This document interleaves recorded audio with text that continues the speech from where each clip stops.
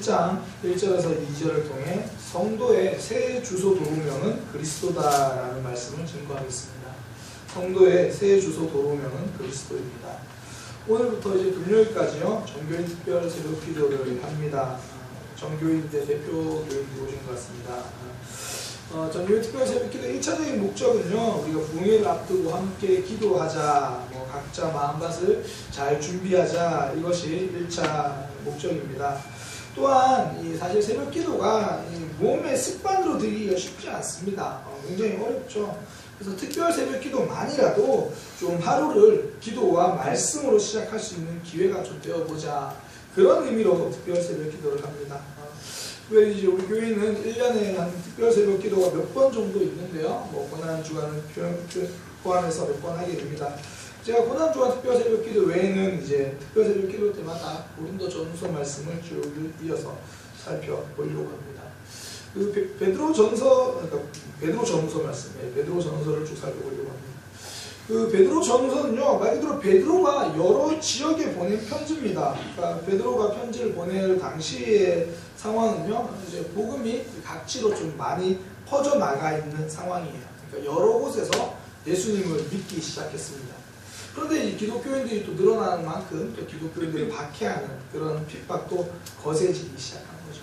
그러니까 즉 신앙 때문에 핍박과 박해, 차별, 여러 어려움들을 겪고 있는 그런 사람들에게, 그런 성도들에게 베드로가 보낸 편지입니다. 오늘은 1절과 2절을 좀 살펴볼 건데요, 결론부터 말씀드리면 두 가지입니다. 성도는 방향이 분명한 사람입니다.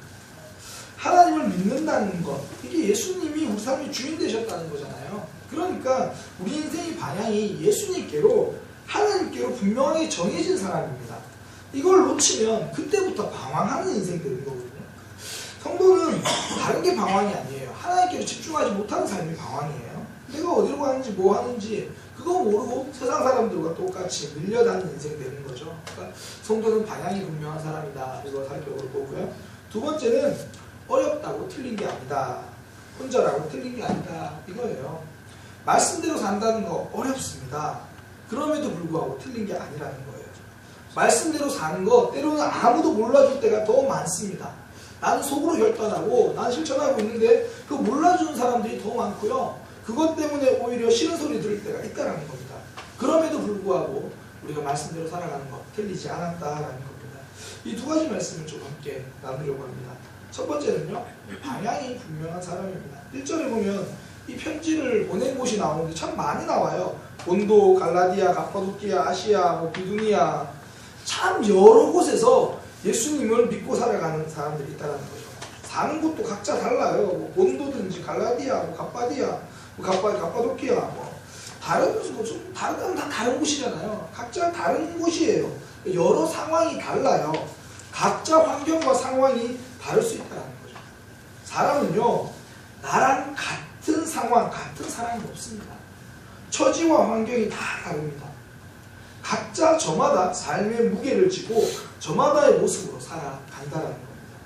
사람들이 쉽게 하는 실수가 뭐냐면요, 삶의 무게를 비교하기 시작하는 겁니다. 내가 겪은 삶의 무게가 저 사람보다 더 무거운 것 같은데 내 짐이 더 무겁고 힘들다, 이렇게 생각하는 거예요. 비교하기 시작하는 거예요. 그렇지 않습니다. 삶의 무게는요, 옆 사람이 보고 결정하는 게 아니라 지고 가는 사람이 결정하는 겁니다. 경제적으로 넉넉하고 배우자와 속도 안 썩이고 자녀들 말 잘 듣고 공부 잘하고 그런데도 우울증 걸리는 게 사람입니다. 남들이 그 짐의 무게를 결정하는 게 아니라 지고 다니는 사람이 저울이 되는 거예요. 지고 다니는 사람의 눈금이 100kg면 그 짐은 100kg짜리 짐이 된다라는 겁니다. 저런 것도 짐이라고 허덕이나 옆에서 보면 가벼워 보이는 짐도요, 그 사람에게는 감당하지 못할 만큼 무거운 수 있다라는 거죠. 이걸 판단하기 시작하면 나도 힘들고요, 그 사람도 힘듭니다. 욥의 친구들이 이거 잘못한 사람들이에요. 욥의 친구들이 사실 했던 말 있잖아요. 틀린 말 별로 없어요. 욥의 친구들이 말이다 생각 안 하고 읽으면 줄 굉장히 많이 쳐요. 아, 이거 좀 좋은 말이다. 틀린 말은 별로 없어요. 말은 다 맞아요. 그러나 속 모르는 소리죠. 하나님의 뜻 모르는 소리입니다.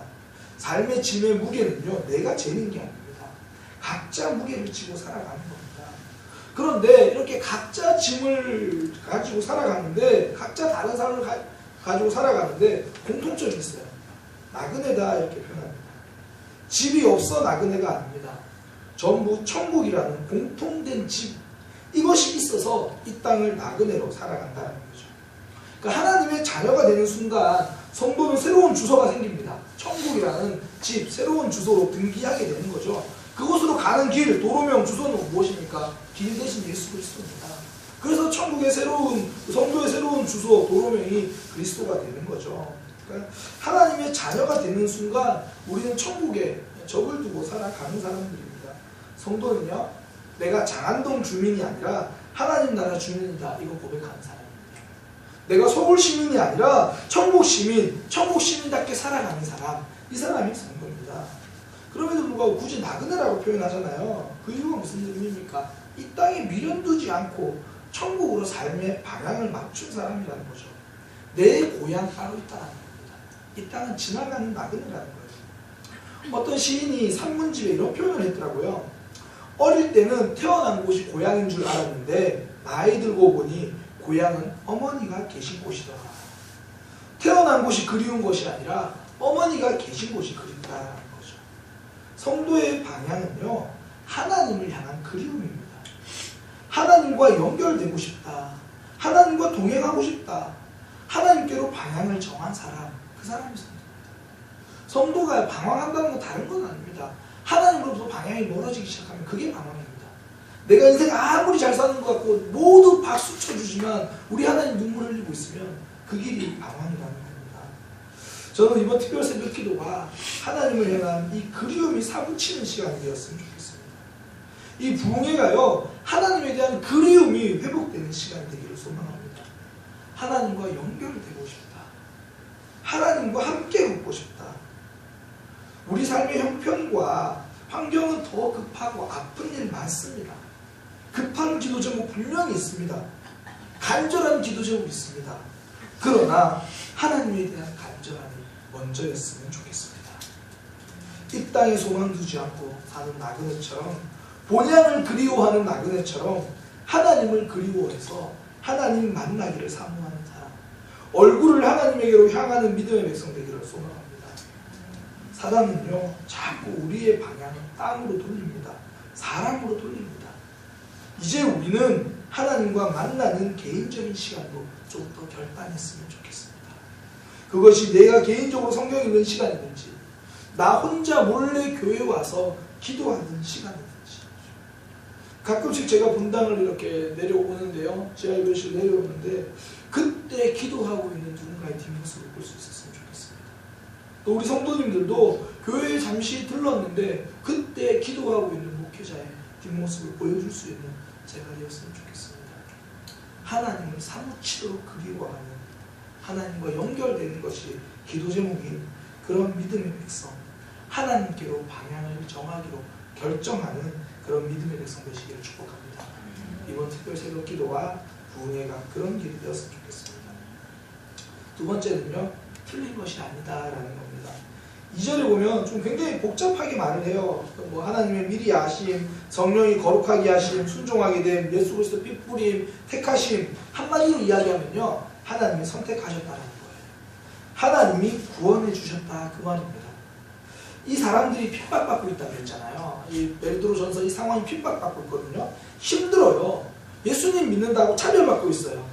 그러니까 삶의 고난이 찾아온 게 아니라 신앙생활 때문에 안 받아도 되는 고난을 지금 선택해서 받고 있는 거예요.